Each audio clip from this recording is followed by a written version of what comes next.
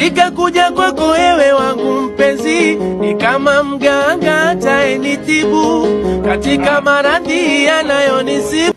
Niongee naye. Sawa. Hakuna mwingine ila ni wewe mpenzi. Sasa dalali, nimelala zangu kule, naona usingizi haupo. Sasa sikia, nataka nifanyie mpango wale watoto wale.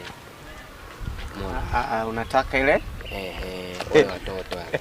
Okay. Sasa sikia, bwana, mimi hapa kuna 50 ya chap chap. 50? 50 ya chap chap. Nifanyie mpango basi. Unajua wale hawajiuzi wale hawajiuzi. Lakini 50 ngoja nikijaribu kuwashawishi, lakini shawishi. Sawa, ngoja niongee nao.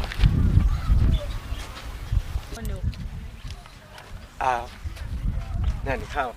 Kulwa. Bwana yule bwana yule ana shida. Shida yake. Si unajua vijana. Anataka nini? Upwiru umejaza ndo. Anataka. Sasa anasema yoyote hapa fresh atakayekubali. Na ana hela kama mnavyojua sisi hatuachi hela. Sikieni. Ana 15,000. Ukokotee mawe. Kwa vipi unaibalia hivi? Na nataka hela chapu. Una tena. Alikuwa anataka gari.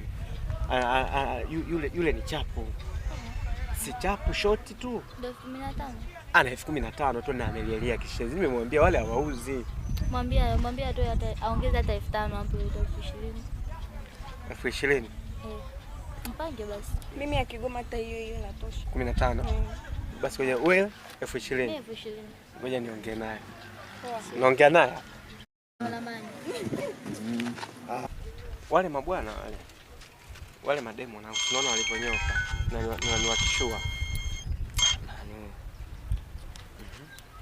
Wale hawajiuzi. Ila wamesema mwanangu 50,000 uongo. Naona hata kama ni chapchapu wamesema alawa ongeza 10,000 iwe 60,000. Nimejaribu kuwashawishi sana pale.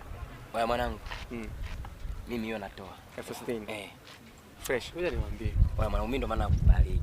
Fresh. Ndio maana unakuita pata wewe nikose mimi. Hivyo. Mwanangu, mimi nakubali. Pata wewe ni ndugu yangu. Pata wewe nikose mimi hivyo. Sasa huwezi ukakaa na upwilu mwanangu, afu ndugu yako nipo. Unifanyie mpango. Hakika. Ngoja tumalize. Kulwa.